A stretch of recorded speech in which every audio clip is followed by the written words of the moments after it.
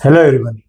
Welcome to today's session where we will be talking to Mr. Govind Bali.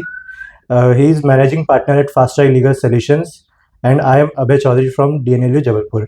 So let's welcome sir. Hi, Abhay, how are you? Sir, I am fine. What about you? All good.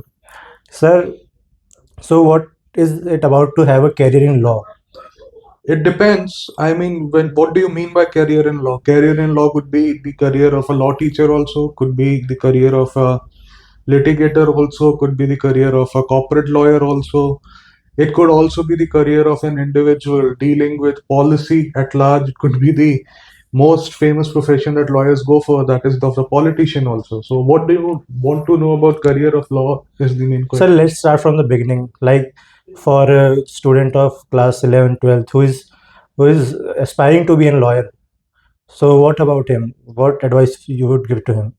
See, basically, if you want to get into corporate laws, try your best to get into an NLU so that you are able to prepare well. You've got the resources to be in an NLU. If you want to be a litigating lawyer, the college in which you are will not make a large difference. What will make the difference is what is the exposure that you're getting, what is the type of internships you'll be able to do, where are the places that you'll be going at large to learn, what are the resources that you will be having to read and write, and a good library. Whether it is in a private university, in a government college, or in a lowly college in a city, it will not make a difference. What will make the difference is the fire in you to do something. That will make you a good lawyer. And my suggestion is very simple: do your best so that you can basically get into a government college so that you can get quality education and go forward in life. Sir, for the people who are watching this podcast, let them know. Sir is my school senior from Army Public School, Mahu. Sir, so what made you choose law? See, law was the only thing I actually enjoyed, to be very honest. I wanted to be a doctor first. But then I realized that cutting into animals is not for me. I wanted to be a vet. Then I decided that, it's just law that's going to give me the resources and the power to make change in this country. And there's a very famous saying, Hindustan के अंदर सिर्फ तीन ही लोग कुछ करते हैं, वो है वकील, ठेकेदार और नेता. So basically you have the power, you have the knowledge, and you have a lot of resource on your hands to help people. So I won't say it's a very rich profession in the beginning, but it is certainly a profession that you enjoy. It is a profession by which you are changing lives. You are trying to help the society. Corporates also develop on you. It is always said the best friend of a CEO is his lawyer. So basically, whether it's a corporate lawyer or a family law dispute going on, you have a lot of power to bring change in the society. Second is law gives you a lot of knowledge to walk in the life. You get a lot of power to go out in the society and say कि हाँ भैया मुझे पता है. मतलब nobody can make you idiot all of a sudden. You know what the police guy is doing. You can tell him कि sir ये आप गलत कर रहे हैं. So that happens and it helps. So, and law was always a dream because I wanted to work with a lot of activism in my life, and I wanted to work for the poorer strata of my life. So that is how I began my career in law also. I used to take a lot of Manrega worker cases in Haryana. So that is how I learned labor laws, which is not a very big field as such. Labor laws are generally being used by people who are working in corporates or in government employments. But for Manrega workers, I was working for a long period of time. So it taught me that giving back to the society is also important. Sir, what are the essentials that a student, like a student of 11th, 12th class, should know before stepping into this profession? Because It's not a job. Sir because बाहर से तो sir ये लगता है lavish lifestyle, बड़े बड़े वकील, पीछे इंटर्न्स. See, basically, बड़ी गाड़ी, बहुत सारे लोग, these all things take a lot of time to come in. I mean, if you will ask Kapil Sibal sir also today that what was his starting phase of lawyering, he would also tell you a story wherein he struggled a lot. Even in case of Ram Jethmalani ji, he also changed his chambers twice or thrice. First, he started practicing in the present day Pakistan, then he came down to India, then he again started his practice. So everybody takes some time, but see you need to read a lot, you need to be updated. अगर तुम्हें किताबों से डर लगता है, पढ़ने से डर लगता है, और अगर तुम बहुत ज्यादा सिंपल हो जिंदगी में, सिंपल नॉट इन कि आप बहुत सादे कपड़े पहनते हो, simple as in if you are not able to digest the worldly facts that दुनिया सिर्फ शरीफों की नहीं है, then lawyering might become a bit difficult for you. Second is you have to be smart, you have to be active, you have to be very sensibly engaged in the profession that's been given to you. You cannot be just thinking कि भाई ठीक है, it is not like a normal job. It is, I always say कि जब तुम एक वकालतनामा sign करोगे आज से 5 साल के बाद, whenever I interact with first year law students, somebody is actually giving his life in your hands. So there is a lot of responsibility in the profession. You cannot be careless about the profession, so you have to give your best to the society at large. And lawyering is for people who are ready to improve every day, learn every day, and accept mistakes. Nobody can be perfect. In law, you're always going to be a student. वकालत में और डॉक्टरी में आप हमेशा पढ़ते रहते हो, ऐसा बहुत लोग कहते हैं, और ये बहुत कॉमन चीज है। Yes, sir. ऐसा कहना बहुत आसान है कि वकीलों की जिंदगी बहुत आसान है। When somebody enters your chamber, that guy brings a bag full of his problems, drops on your table and goes away. And he says, sir, आज से ये परेशानी आपकी है। So you need to understand there are a lot of lives involved. There is a lot of risk involved in lawyering. Risk not only for you, risk for the individuals. Their life is at stake. If you make mistakes, it's not you only who's going to pay for it. It's the society at large who's going to pay for it. So lawyering के लिए you need to be dedicated. You need to have that fire in you. You need to learn, and you need to read a lot. You need to learn a lot, and you should have a lot of presence of mind.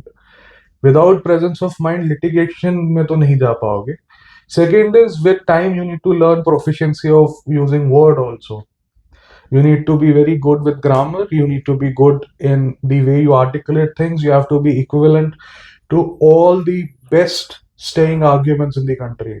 The arguments also develop with time, you know. So you need to be someone who's ready to follow things, read a lot, and is ready to be in the present. Sir आजकल क्या होता है कि बहुत से बच्चे law school enter कर जाते हैं and they just study to pass the exams and फिर at the end they don't get any job और एनी वर्क। वकालत में जॉब तो वैसे नहीं मिलती। वही कोई काम नहीं मिलता, फिर वो लिटिगेशन में उतर जाते हैं। ऐसा नहीं है, अच्छे लोग भी लिटिगेशन में उतरते हैं। Never applied for. No sir, I am talking about those कि जिन्होंने पढ़ा नहीं जब लॉ कॉलेज में। वो उनको सोसाइटी सिखा देती है, उनको प्रैक्टिस ही सिखा देती है। बिना पढ़े जब कोर्ट में जाओगे, जब जज सवाल पूछता है और तुम्हें जवाब नहीं आता, तुम खुद एम्बैरेस्ड फील करते हो। थोड़े समय के बाद तुम सीखना शुरू कर देते हो। See till the time you do not read, right and develop, litigation में you cannot be successful. 60% of the individuals fail in litigation because they do not read. More than 80% of people do not have their personal libraries because it is not possible to buy a library. The books are very costly. इसीलिए जो juniors हैं वो senior lawyers को join करते हैं so that they get the access to the library and they're able to read. They go to the chambers, they go to the bar libraries and read so that they can improve. So basically in litigation you will have to read with time, and litigation is something which is very different from a corporate life or a life in a banking sector, you know. वहां पे एक particular law है, ऐसे property law के आप expert बन जाते हो अगर आप टाइटल सर्च रिपोर्ट्स बैंक्स के लिए कर रहे हो। इन litigation every law is connected. In a property case there might be a criminal angle, you will have to read. So पढ़ना तो पड़ेगा in the end. जो बच्चे कम मार्क्स लेके वकालत करते हैं, ऐसा नहीं वो सक्सेसफुल नहीं हो सकते। There are people who flunk in law schools but make very good lawyers. So it is not the marks that matters. What matters is how receptive you are to the change. How, you know, are you able to embrace the idea of reading and the idea of going forward in life? It's not just कि आपके पास दुनिया भर की किताबें होंगी, दुनिया भर की libraries होंगी. अब many people who are studying in NLUs, they have got the best of resources, but very less people get into litigation in the beginning because see, litigation starting में lucrative नहीं है. बट एक time के बाद litigation बहुत ज्यादा lucrative है. मतलब there are lawyers in this country which who are making around 50 to 70 lakh rupees a day. There are lawyers who are not even making 5 to 6 thousand a day. There are some who are not making anything per day. But अगर 50 to 60 lakh rupees per day वाले exist करते हैं, सिर्फ Sunday को छोड़ दो. मतलब Sunday को वो नहीं कमा रहे होंगे 50-60 लाख रुपए, बट जनरली तो कमा रहे हैं. That means there is some difference in them, no. You need to know how to get in contacts. You need to have a good communication skills so that you are able to communicate with your clients. You are able to build clients. You need to know how to do networking. Junoon, jazba, jugad. That is how any practice or business works. You cannot be just saying कि भाई ठीक है degree कर ली खुद case आ जाएंगे, ऐसे नहीं आते. Sir, for a student who is aspiring to be a litigator, what are the essentials that he might follow in his law school? First year से किसी ऑफिस को ज्वाइन कर लो. Sir, मतलब फर्स्ट ईयर में जाओ, उन वकील साहब को बोलो सर कोई बात नहीं, आपके साथ बस बैठने आ रहा हूँ मैं. Even if you're of no use, see how files are being drafted. And sometimes क्या है, like my reason to do my law from Gurgaon or Delhi NCR was very simple, because all three courts were available and generally colleges get over by 3:34. So 4 बजे से लेके 8-9 बजे तक जो lawyers हैं वो जनरली अपने चेम्बर में बैठ के फाइल्स बनाते हैं. So it was my objective to go to offices in the evening. कई बार ऐसा भी लगता था कि हमें कुछ आता नहीं, हम टाइम वेस्ट करने आ रहे हैं, but in the and the way he speaks or she speaks, the way they are looking at the file, what are they marking, what are they highlighting, you're able to learn a lot from that. So join internships. Multiple internships करने का फायदा नहीं है. तुम एक महीने में 4 certificate ले लोगे, will make no difference. अगर तुम एक ही जगह पे लंबा चलोगे बहुत डिफरेंस बनेगा, because you are able to see the end of a case. Sir एक बहुत ही नीश एरिया है जो कि मिलिट्री लॉ. बहुत से लोग इस बारे में जानते भी नहीं है एंड ज़्यादा रिसर्च भी नहीं इस टॉपिक के ऊपर. और जो आपकी फर्म है वो आप भी मिलिट्री लॉ में डील करते हैं, तो सर क्या आप बता सकते हैं मिलिट्री लॉ के बारे में कुछ? See, military law basically is a segment of administrative law in India. Military law basically बहुत secluded field है इस देश के अंदर. Basically इंडियन आर्मी ने 2 लॉ स्कूल्स बनाए थे आर्मी वालों के बच्चों के लिए. They are called army law schools. Even they are not teaching military law, which is an irony. So basically military law के अंदर एडमिनिस्ट्रेटिव एक्शंस आ जाते हैं, पेंशन बेनिफिट्स के बारे में बात हो जाती है, डिसिप्लिनरी एक्शंस के बारे में बात हो जाती है, कोर्ट मार्शल्स के बारे में बात हो जाती है. फिर उसके बाद बहुत सारी ऐसी चीजें जैसे पे एंड अलाउंसेस हैं, उनके लिए कोर्ट्स कहाँ जाएंगी. पहले क्या होता था कि हाई कोर्ट जाते थे सारे matters, which was overburdening the high courts, क्योंकि सिविल सर्वेंट्स भी हाई कोर्ट चले जाते थे. यहाँ से मिलिट्री, एयरफोर्स, नेवी वगैरह के सारे लोग जो थे ये भी हाई कोर्ट जा रहे थे, which was causing a lot of pressure on the high courts administratively also, because number of cases that a court can deal with in a day has to be limited. In the end जजेस are also humans. So उस pressure को कम करने के लिए और trial की process को थोड़ा फास्ट करने के लिए they came up with the idea of a armed forces tribunal.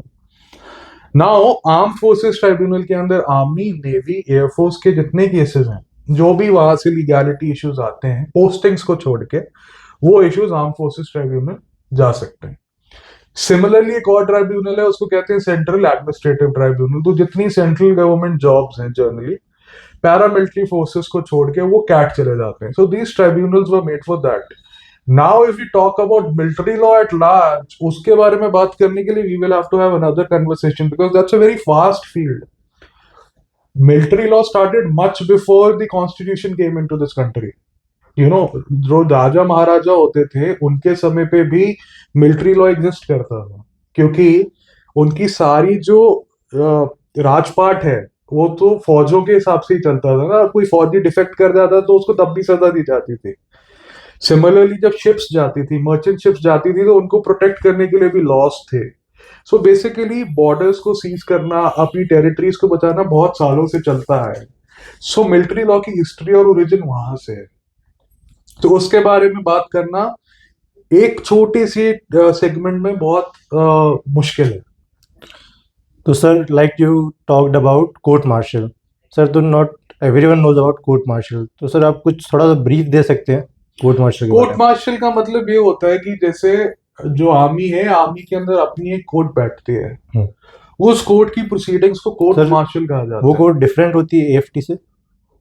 That's a military court inside the court. You know, AFT is not a military court as such, it's a tribunal. So army act के अंदर या air force act के अंदर या navy act के अंदर जब कोई कोर्ट बिठाई जाती है किसी इंसान को ट्राई करने के लिए, जब वहां पे चार्जेस फ्रेम हो जाते हैं, तो उसको कोर्ट मार्शल कहा जाता है. कोर्ट मार्शल्स बहुत तरह के होते हैं. Summary general court martial, summary trial. There are a lot of differences between them.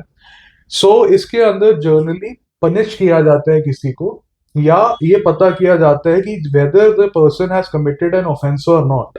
अगर वो बंदा कल्पेबल पाया जाता है कोर्ट मार्शल के अंदर, then he is punished as per the military rules and regulations. अब वो पनिशमेंट में उसकी रैंक को भी कम किया जा सकता है, उसके अंदर उस इंसान की सैलरी कम कर दी जा सकती है, उसको डिमोट कर दिया जा सकता है, सर्विस से टर्मिनेट कर दिया जा सकता है, कैशियर कर दिया जा सकता है.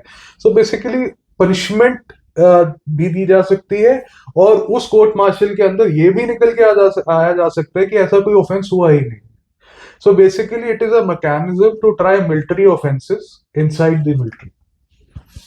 और सर मिलिट्री की बात हो ही रही है, तो जैसे एक एंट्री होती है आर्मी में जाने के लिए, जैग नाम की, जज एडवोकेट जनरल, तो सर मेरे को भी नहीं लगता कि लोगों को इतना उसके बारे में पता See, होगा. JAG entry basically is that you become a legal officer inside the forces.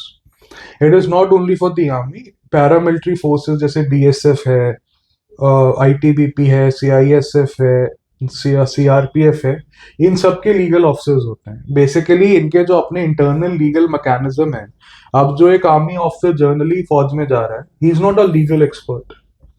So military law को इंटरप्रिटेट करने के लिए, प्रोसीडिंग्स को समझने के लिए, और जो फोर्स कमांडर्स हैं या जीओसीज हैं या जो मिलिट्री ऑफिशियल्स हैं ऑन दी हायर साइड, जिनके अंदर लॉ एंड ऑर्डर आता है मिलिट्री का, उनको सपोर्ट करने के लिए लीगल ऑफिसर्स आ गए हैं. एंड देन जितने भी केसेस कोर्ट में जाते हैं आर्मी के अगेंस्ट में, आर्मी को हेल्प करने के लिए, सिविल एडवोकेट्स को समझाने के लिए कि क्या इश्यूज हैं, जैग ऑफिसर्स बहुत बड़ा रोल प्ले करते हैं. Their role is to go to the courts and tell the legal representatives of the army to what is to be said to the court, what the issue is, and what is the stand of the army on that.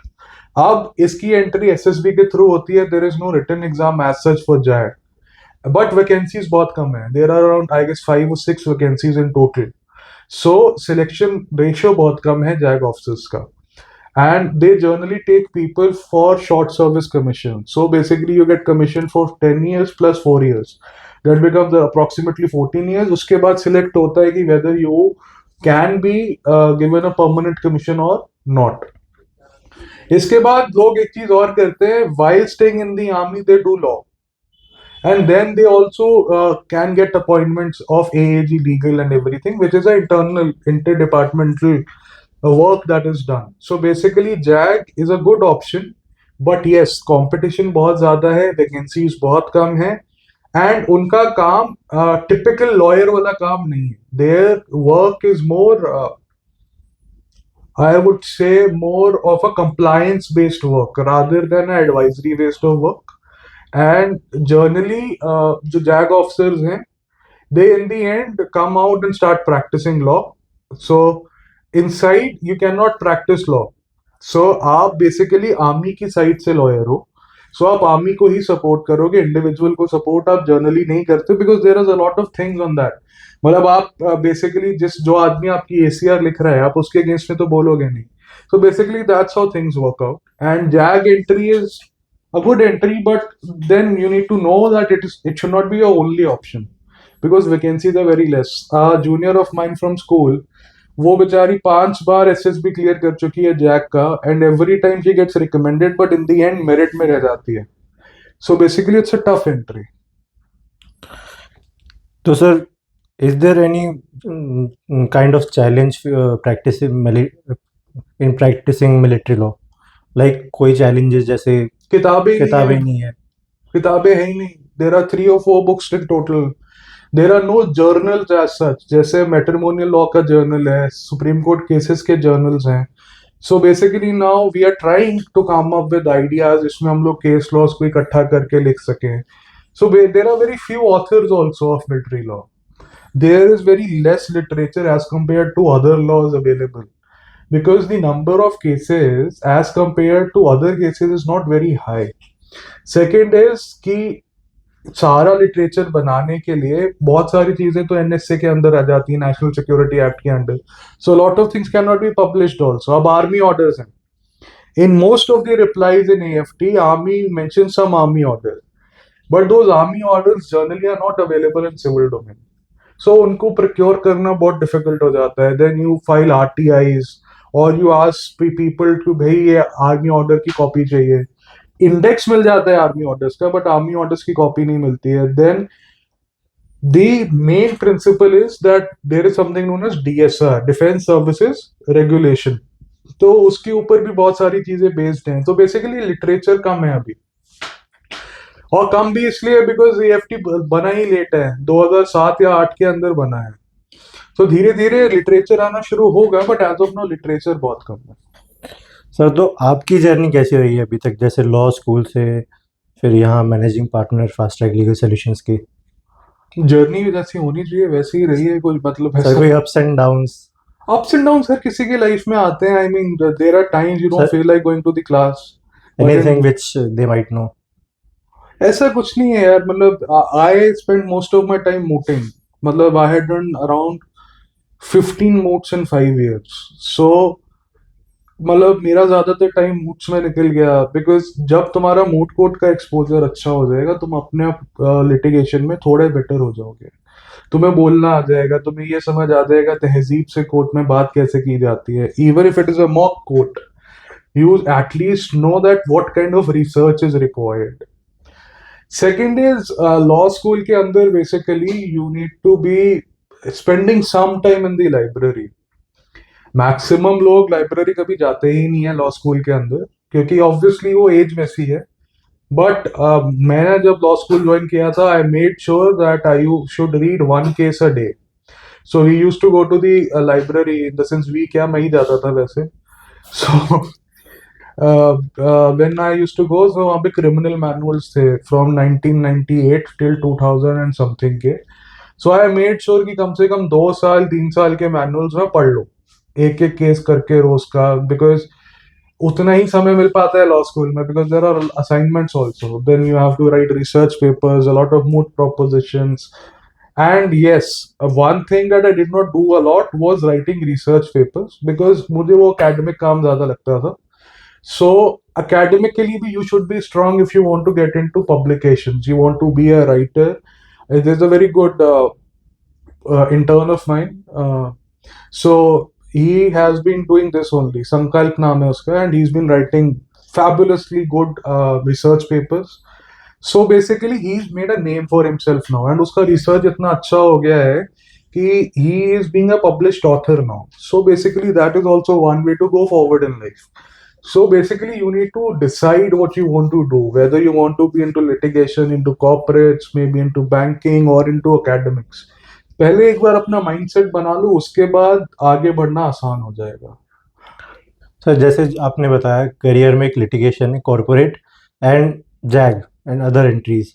नहीं, government jobs बहुत सारी हैं, banking jobs बहुत सारी हैं, advisory roles बहुत sir, सारे एक हैं. जॉब मैं जानना चाहता हूँ, जैसे लिटिगेशन में वी आर इफ प्रैक्टिसिंग तो वी आर डिफेंस, तो जो प्रोसिक्यूशन की साइड से होते हैं उनका क्या प्रोसीजर होता है? अब प्रोसिक्यूशन की साइड से 2 चीजें होती हैं. एक तो पब्लिक प्रोसिक्यूटर्स होते हैं, उनके एग्जाम्स होते हैं जिसको हम पीपी कह देते हैं. They are basically state counsels. Yes. Second is standing counsels. Standing counsels जो होते हैं जनरली हाई कोर्ट्स में मिलते हैं या ट्राइब्यूनल्स में मिलते हैं. ये स्टैंडिंग काउंसिल्स अपॉइंटेड होते हैं थ्रू गवर्नमेंट. उनका एक्सपीरियंस देख के, किसी की 5 साल की प्रैक्टिस है, किसी की 10 की है, किसी की 15 साल की प्रैक्टिस है, तो उनको standing council for the government बना दिया जाता है. And they get paid per appearance. So they are not government public prosecutor नहीं है, उनको सैलरी नहीं मिल रही है. They are being paid per appearance और पर केस.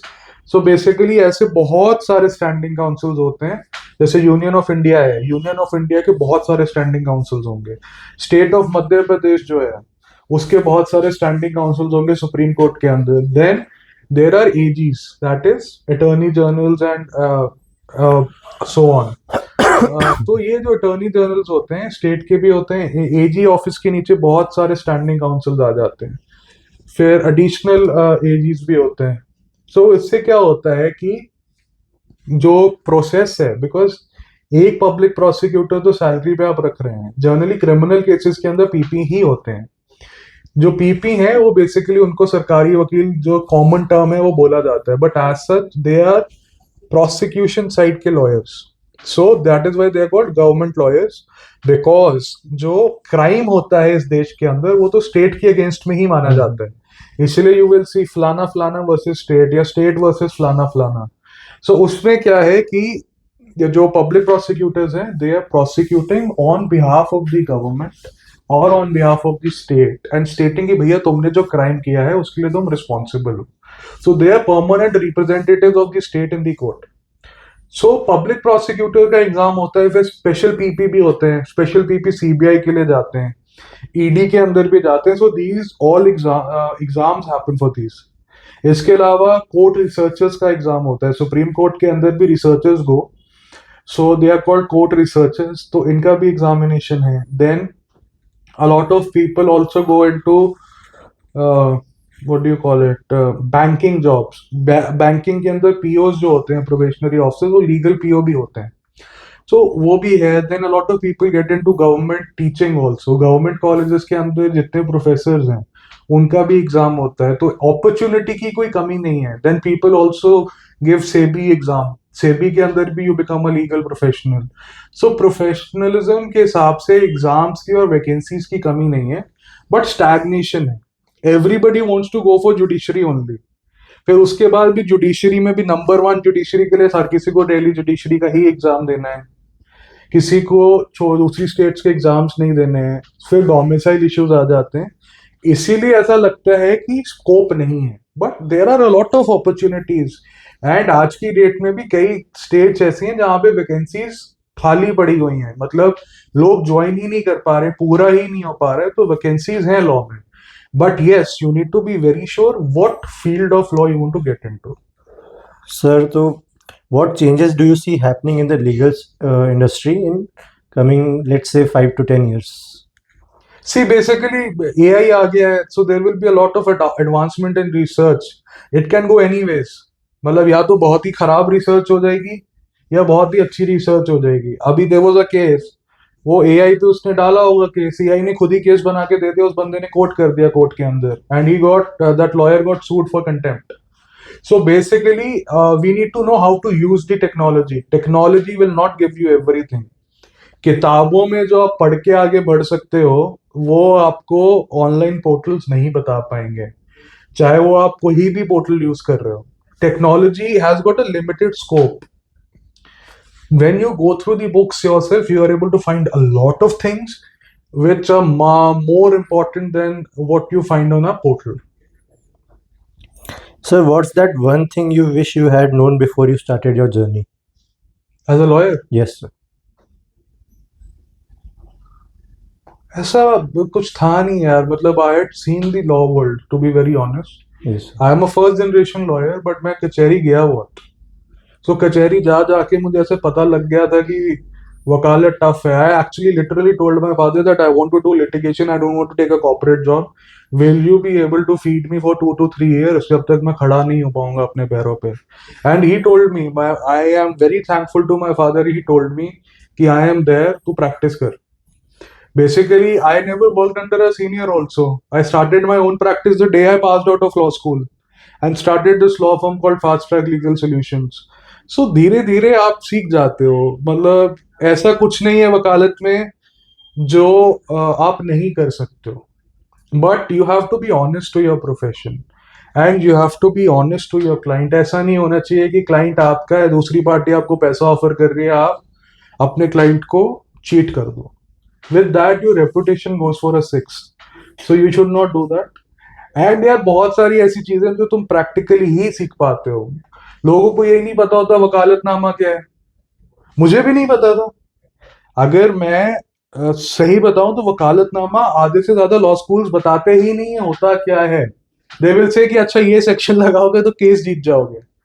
भाई केस बनाने में बहुत फर्क है। The way drafting is done in law schools is not how drafting is actually done. The way research papers are written वैसे तो ड्राफ्ट है ही नहीं। हम्म। हम लोग बोल देते हैं कि भाई तुम्हें केस लॉ मेंशन कर दो, उससे सब कुछ हो जाएगा। केस लॉ के अंदर रेशो डिसेंडी क्या है, उसके अंदर फैक्ट्स क्या है, कितनी पैरेलल्स में वो केस लॉ बनाया गया, वो सब चीजें लॉ स्कूल्स में सिखानी चाहिए। एंड मे बी हमें ये भी कंपल्सरी करना चाहिए कि अगर 5 टीचर्स हैं एक बैच को पढ़ा रहे हैं, तो उसमें से 2 लोग एक्चुअल में प्रैक्टिसिंग लॉयर्स होने चाहिए, जो उनको प्रैक्टिसिंग लॉयर्स जो हैं वो प्रैक्टिकल लॉयरिंग के बारे में बताएं। Because theoretically law might look very different, practically law बहुत अलग है। Justice delayed is justice denied कहने में बहुत अच्छा लगता है, हम लोग भी कहते हैं, hmm. But the due process has to be followed ना। आप हैपहैजर्डली किसी को सजा नहीं दे सकते। सो वो है।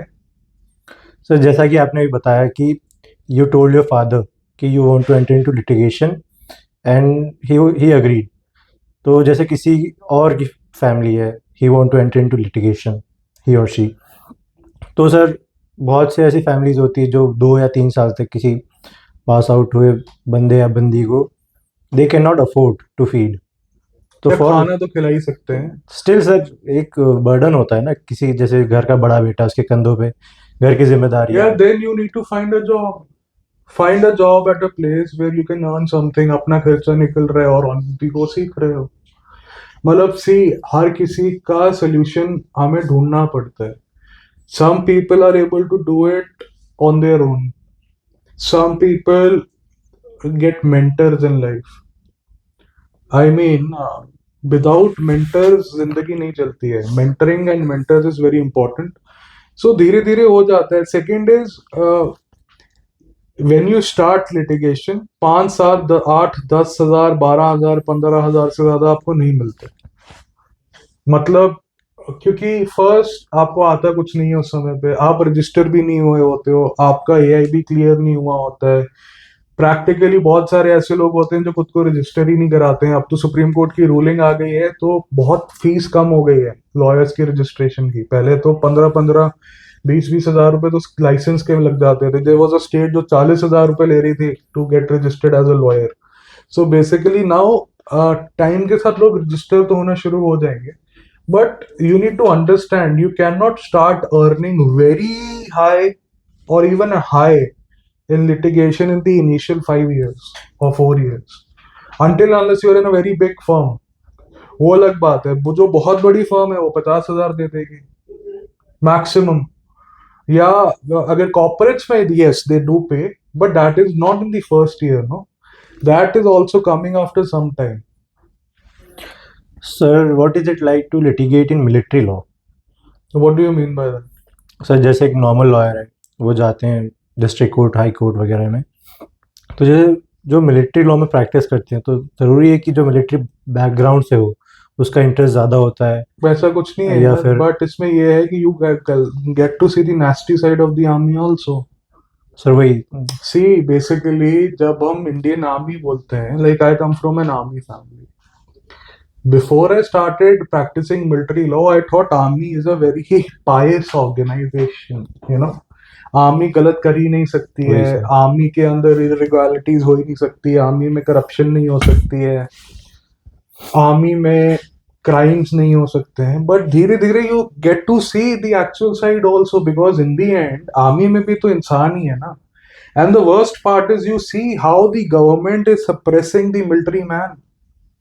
हमारी सरकार हमारी फौज के लिए तालियां जरूर बजाती है। They try to celebrate some festivals for photo gimmicks also with the army, but उन्हीं की ही डिसेबिलिटी पेंशन कम कर दी जाती है, पे कमीशंस उनके लिए अलग से नहीं बनाए जाते हैं, उनको फैसिलिटीज देने की बात आती है तो कम हो जाती हैं। So basically we need to understand that the army or the soldier and the farmer is going to be always there in this nation because we are surrounded by all the sides। मतलब water side से भी हम free ही नहीं है, हमारी बहुत सारी territory पानी, लैंडलॉक तो नहीं है हम, तो पानी से भी अटैक हो सकता है, तो our navy has to be strong. We have got 2 or 3 nations surrounding us. अभी वो भी हॉस्टाइल हो गए हैं, बांग्लादेश हॉस्टाइल हो चुका है, पाकिस्तान हमेशा से ही हॉस्टाइल था, China again is a hostile nation. मतलब ऐसा नहीं है कि लड़ाई लग गई है, बट है तो हॉस्टिलिटी तो है ही वहां पे. So basically, we need to respect the rights of the army. And the best part that I feel about practicing military law is that I am trying to protect the rights of the guardians of this nation. And well, that gives me a lot of happiness. And it is not only military law.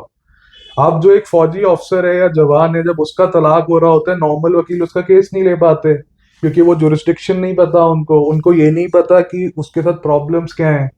वो court को ये नहीं समझा पाते कि ma'am he is not in a normal job.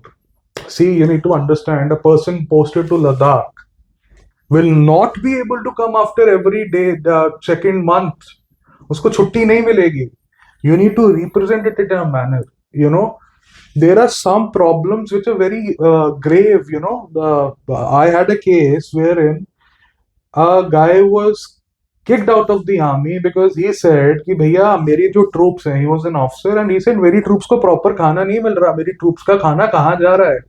उसने ये question करा तो he was framed into a case and then kicked out of the army, though he got reinstated later on. So basically we need to understand that army के अंदर भी कुछ लोग ऐसे हो सकते हैं जो गलतियां कर सकते हैं. तो बेसिकली उनके राइट्स के लिए लड़ना और फौज को सपोर्ट करना अपने आप में एक अच्छी बात है. बट आर्मी के अंदर जो लोग हैं, फौज को भी तो फौजी बना रहे हैं ना, तो फौजियों के राइट्स के लिए लड़ना इज इम्पोर्टेंट. सर, तो लास्टली अगर आपको एक पीस ऑफ एडवाइस देनी है आजकल के स्टूडेंट्स को या न्यू प्रैक्टिसिंग लॉयर्स को, तो what would it be? Be consistent यार. नहीं मिलेंगे केस, इट्स ओके. आज नहीं मिला कल मिलेगा. कोर्ट में जाके बैठो, देखो कैसे बहस हो रही है. You will find a lot of lawyers to be funny, but then you will realize they got a lot of cases. तुम्हें ऐसा लगेगा यार इसको तो कुछ आता ही नहीं है, but then you will realise यार is the top lawyer of the district court. That means he got something in him. He might not be as good as you in English. He might not be as good as you in, you know, holding that iPad in your hand and marking things with a eye pencil. But in the end, you need to realize that अगर वो sir वहाँ खड़े हैं और हर तीसरे case में वो आ रहे हैं, इसका मतलब लोग उनको पहचान रहे हैं. उनमें कुछ तो है. क्या है वो तुम्हें जानना है. So do not get disheartened. This journey is very hard, I know, but this journey will be a promising journey if you give the best to it.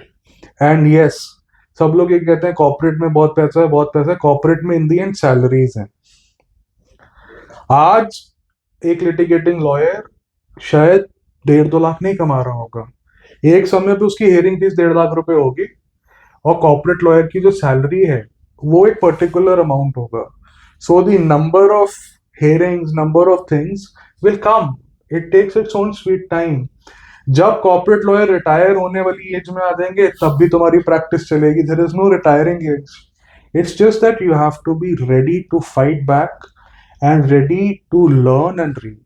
That's about it. Thank you so much, sir. We had a nice session, and